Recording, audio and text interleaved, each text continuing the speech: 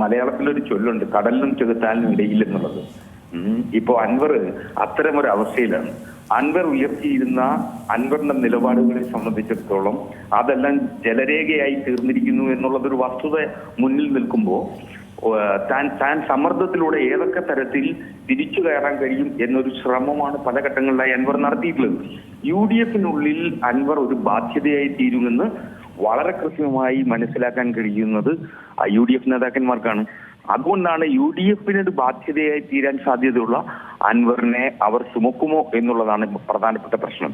അൻവർ ഒറ്റയ്ക്ക് തെരഞ്ഞെടുപ്പിനെ നേരിട്ടാൽ അൻവറിന് ഒരുപക്ഷെ 3 അക്കം തന്നെ തികയ്ക്കാൻ കഴിയില്ല. കാരണം നിലമ്പൂരിൽ ഇങ്ങനെ ഒരു തെരഞ്ഞെടുപ്പിലേക്ക് വഴിവെച്ചത് അൻവറിന്റെ ഇത്തരം നിലപാടുകളും എടുത്തുചാട്ടവുമാണ് എന്നുള്ള വസ്തുത നമ്മുടെ മുന്നിൽ നിലനിൽക്കുകയാണ്. അപ്പോൾ ആ സാഹചര്യത്തിൽ അൻവറിനെ നിലമ്പൂരിലെ ജനങ്ങൾ തിരിച്ചറിഞ്ഞു കഴിഞ്ഞിരിക്കുന്നു. അൻവറിന് ലഭിച്ച പിന്തുണയും അൻവറിന് ലഭിച്ച വോട്ടുകളും ഇടതുപക്ഷം സമാഹരിച്ചതാണെന്നുള്ള ബോധ്യം അൻവറിന് വരാൻ പോകുന്നു ഈ തെരഞ്ഞെടുപ്പിലൂടെ. അതുകൊണ്ടാണ് സ്വരാജിനെ പോലെയുള്ള ഏറ്റവും മികച്ച സ്ഥാനാർത്ഥിയെ നിലമ്പൂരിനു വേണ്ടി പാർട്ടി തെരഞ്ഞെടുപ്പ് ഘട്ടത്തിലേക്ക് വെച്ചിരിക്കുന്നത് എന്ന് വേണം നമുക്ക് അനുമാനിക്കാൻ. അതുകൊണ്ട് ഈ തെരഞ്ഞെടുപ്പ് ചിത്രം ഇപ്പോ വന്നു കഴിയുമ്പോൾ അൻവറിന്റെ രാഷ്ട്രീയ ഭാവി വീണ്ടും തുലാസിലായിരിക്കുന്നു എന്നുള്ളതാണ് വസ്തുത. അൻവറിന് സറണ്ടർ ചെയ്യുക എന്നുള്ളത് മാത്രമേ അൻവറിന് മുന്നിൽ ഉള്ളൂ. അൻവർ വെല്ലുവിളി ഉയർത്തുന്നതിനുള്ള ഒരു രാഷ്ട്രീയ ശേഷി അൻവറിന് ഇല്ല എന്നുള്ളത് അൻവർ തുടക്കം പറഞ്ഞതിൽ നിന്നും ഏറ്റവും ഒടുവിൽ അൻവർ നടത്തിയിട്ടുള്ള മറ്റു യോഗങ്ങളിലെ ജനപങ്കാളിത്തത്തിൽ നിന്നും നമുക്ക് ബോധ്യപ്പെട്ടിട്ടുള്ളതാണ്. അതുകൊണ്ടാണ് ഞാൻ ഇക്കാര്യത്തിൽ പറയുന്നത് അൻവർ സറണ്ടർ ചെയ്യുക എന്നുള്ളതല്ലാതെ അൻവറിനെ തുടർന്ന് നിൽക്കാനേയാവില്ല.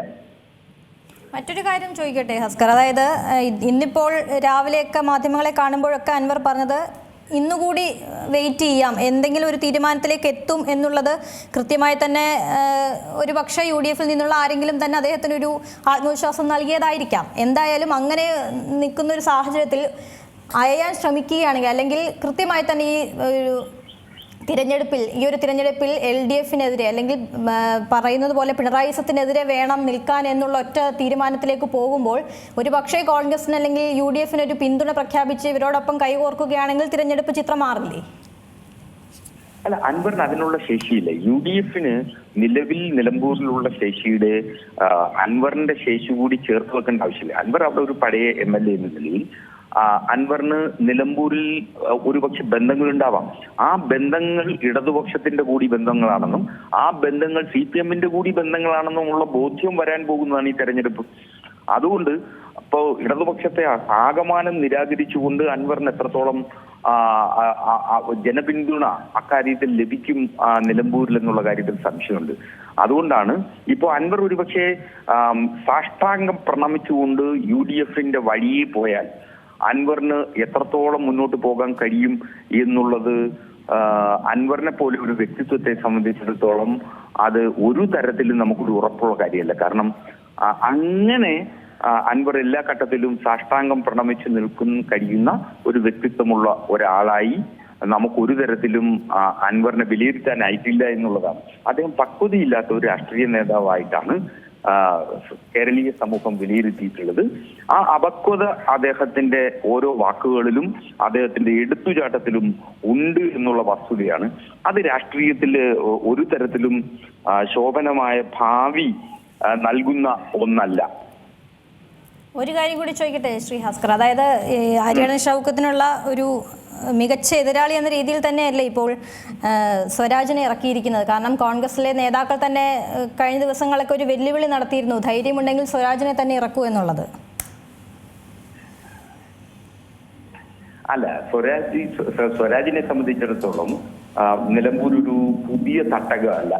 അദ്ദേഹത്തിന്റെ ജില്ല കൂടിയായതുകൊണ്ട് നിലമ്പൂരിലെ അദ്ദേഹത്തിന്റെ വിദ്യാർത്ഥി സംഘടനാ കാലഘട്ടം മുതൽ അദ്ദേഹത്തിന് അടുത്തറിയാവുന്ന ഒരു ജില്ല ഒരു മണ്ഡലം കൂടിയാണ്. അപ്പോ അദ്ദേഹത്തെ സംബന്ധിച്ചിടത്തോളം അത് ഏറ്റവും മികച്ച സ്ഥാനാർത്ഥി നിലമ്പൂരിന് ലഭിക്കാൻ കഴിയുന്ന, ഇടതുപക്ഷത്തിന് ലഭിക്കാൻ കഴിയുന്ന, CPM-ന് നൽകാൻ കഴിയുന്ന ഏറ്റവും മികച്ച സ്ഥാനാർത്ഥിയാണ് സഖാവ് സ്വരാജ് എന്നുള്ളതിൽ ഒരു സംശയമില്ല എന്നുള്ളതാണ് എന്റെ വ്യക്തമായ കാഴ്ചപ്പാട്.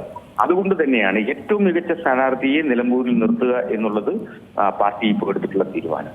ഏറ്റവും പുതിയ വാർത്തകളും വിശേഷങ്ങളും വിരൽ തുമ്പിലറിയാൻ സീ മലയാളം ന്യൂസ് എല്ലാ ഡിജിറ്റൽ പ്ലാറ്റ്ഫോമുകളിലും ലഭ്യം.